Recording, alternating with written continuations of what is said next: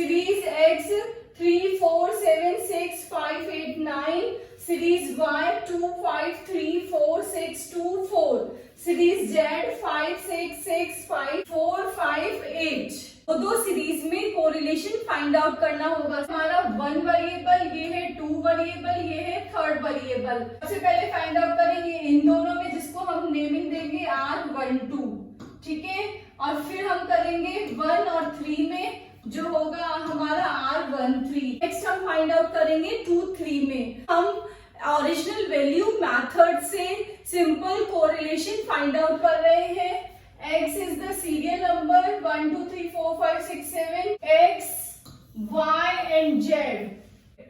These three columns are copied from the question. Thereafter we will find out X square. 3 square equals to 9, 4 square equals to 16, 7 square equals to 49, 2 square equals to 36, 5 square equals to 25, 8 square equals to 64, 9 square equals to 81. Now we will find out Y square.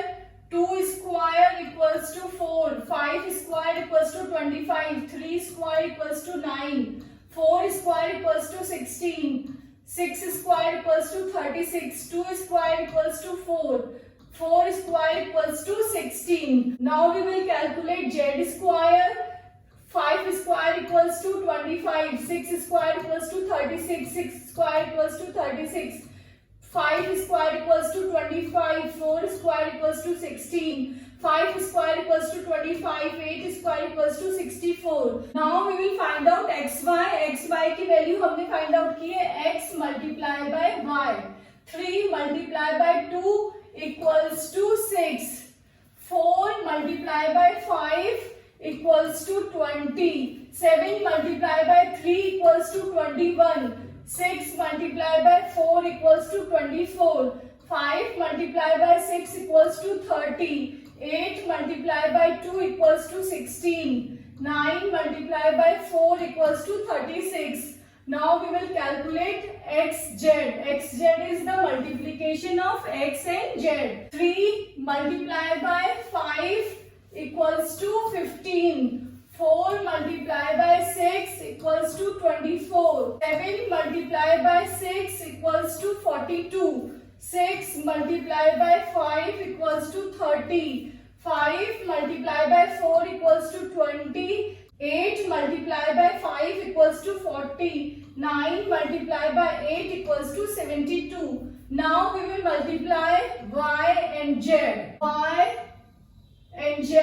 2 multiplied by 5 equals to 10, 5 multiplied by 6 equals to 30, 3 multiplied by 6 equals to 18, 4 multiplied by 5 equals to 20, 6 multiplied by 4 equals to 24, 2 multiplied by 5 equals to 10, 4 multiplied by 8 equals to 32.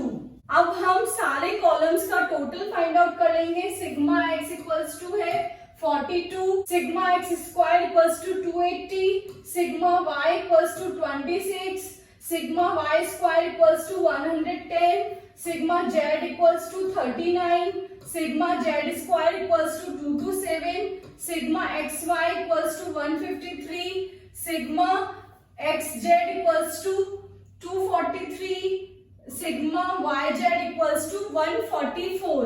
Now we will substitute all the values in the original value formula of correlation. First of all we will find out R12. R12 में क्या है? 1 तो है हमारा x variable और 2 है हमारा y variable. तो फॉर्मूले में हमें क्या लिखना है? x और y। तो हमारा फॉर्मूला होगा sigma xy multiply by n minus sigma x multiply by sigma y, फिर स्क्वायर रूट सिग्मा x का square multiply by n minus sigma x का whole square multiply by n minus sigma y का whole square. Now we will substitute all the values जो कि हमने table में find out की थी। Sigma xy की वैल्यू है 153 multiply by n, n is 7. Total number of items in the series sigma x equals to 42, sigma y equals to 26। जो आपने एक्स स्क्वायर निकाला था उसका टोटल है हमारा 280 मल्टीप्लाई बाय एन। अब यहाँ है हमारी वैल्यू सिग्मा एक्स का होल स्क्वायर, तो सिग्मा एक्स क्या है, ये वाली वैल्यू लेनी है आपको 42 का whole square multiply sigma Y square, जो आपने वाई स्क्वायर फाइंड आउट किया था उसका टोटल, तो उसका टोटल आ गया आपका 110 multiply n is number of items हो गए, और सिग्मा वाई का होल स्क्वायर में सिग्मा वाई की ये वाली वैल्यू लेनी है 26। सबसे पहले आपने मल्टीप्लीकेशन सॉल्व किए हैं इधर, तो वैल्यू आई आपकी 1071 माइनस 1092। इधर स्क्वायर्स आपने सॉल्व कर लिए, 280 मल्टीप्लाई बाय 7 हो गया आपका 1960 माइनस इसके स्क्वायर को सॉल्व किया, वैल्यू आ गई आपकी 1764। इन दोनों को मल्टीप्लाई किया, वैल्यू आ गई आपकी 770 माइनस 26 का स्क्वायर सॉल्व किया, वैल्यू आ गई आपकी 676। इनको माइनस कर दिया, इधर आ गया आपका -21, इन दोनों को माइनस किया, वैल्यू आई 196, इन दोनों को माइनस किया, वैल्यू आई आपकी 94।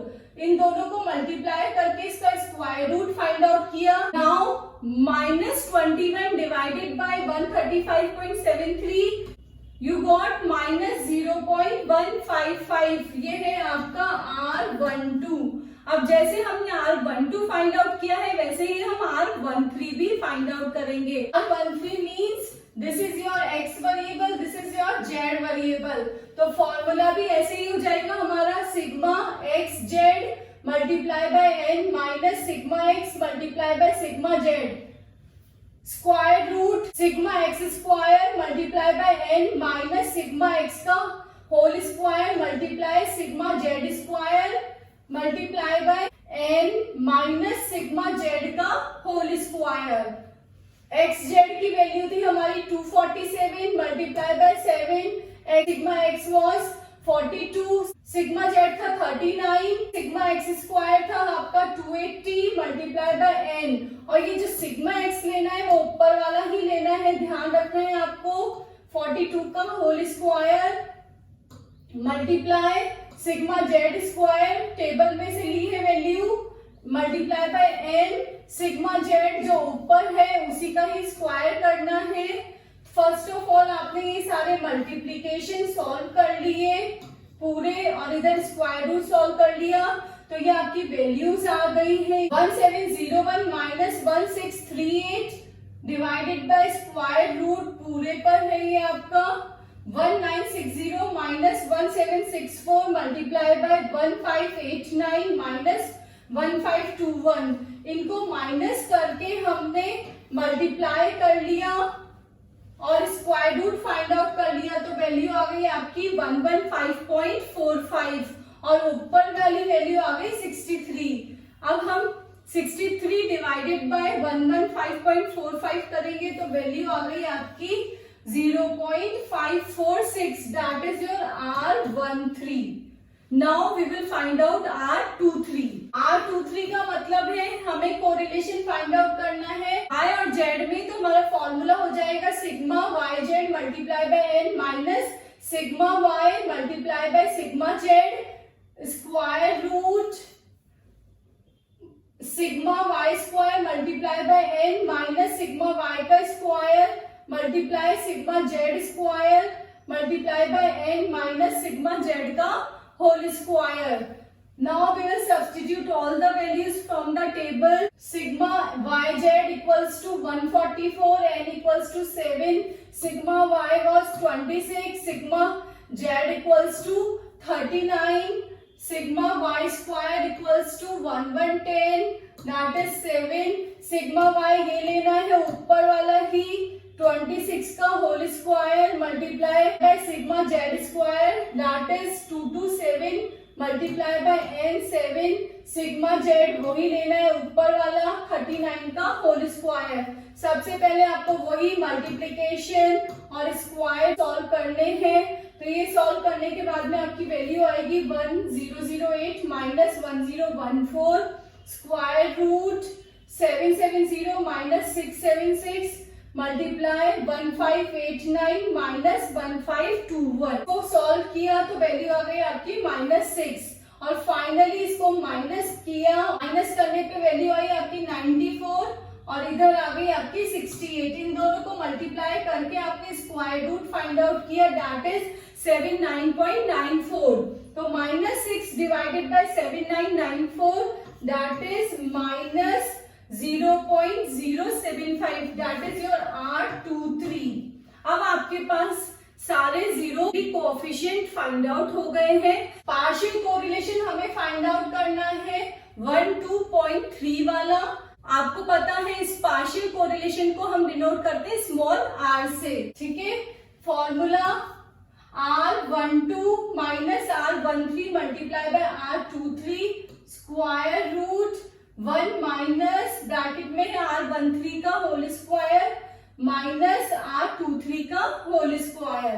Now we will substitute all the values. R12 की वैल्यू आई थी हमारी -0.155, इधर आ गया माइनस, अब मल्टीप्लीकेशन में है तो R13 की वैल्यू है 0.546 और R23 की वैल्यू आई थी हमारी -0.075।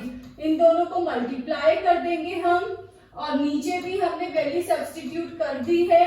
पहले इसका स्क्वायर निकालना है हमें, स्क्वायर निकालने के बाद में वैल्यू आ गई हमारी 0.298 और इधर आ गई हमारी 0.006। तो अब 1 माइनस 0.298 1 माइनस 006 करना है हमें। इधर साइन माइनस का और इधर minus multiply by minus, that means ये प्लस का साइन हो जाएगा यहाँ पे। इसको सॉल्व किया वैल्यू आई आपकी -0.114। इधर इन दोनों को मल्टीप्लाई करके स्क्वायर रूट फाइंड आउट किया, वैल्यू आई आपकी 0.835। तो -0.114 divided by 0.835 equals to -0.137। This is your partial correlation R12.3। Multiple correlation R1.23, इसको कैपिटल R से डिनोट करते हैं। Formula of multiple correlation R12 का होल स्क्वायर प्लस R13 का whole square minus R12 R13 R23 minus 0.155, R13 की value 0.546, R12 की value लिख दी -0.155, R13 की वैल्यू है 0.546, R23 की वैल्यू -0.075। इधर नीचे भी लिख दिया आपने -0.075। सबसे पहले हम इनके स्क्वायर्स फाइंड आउट करेंगे। 0.024, इसका स्क्वायर आ गया 0.298 और इस पूरे को सॉल्व किया तो वैल्यू आई हमारी 0.013। अब इन दोनों को ऐड कर देंगे और फाइनली इसमें से लेस करेंगे, वैल्यू आएगी हमारी 0.309 और इधर इसके स्क्वायर को सॉल्व किया तो वैल्यू आई हमारी 0.006। 1 माइनस 0.006 किया, वैल्यू 0.309 डिवाइडेड बाय 0.994। इसको डिवाइड करके उसका स्क्वायर रूट फाइंड आउट किया, वैल्यू आ गई हमारी 0.558। That is your R1.23।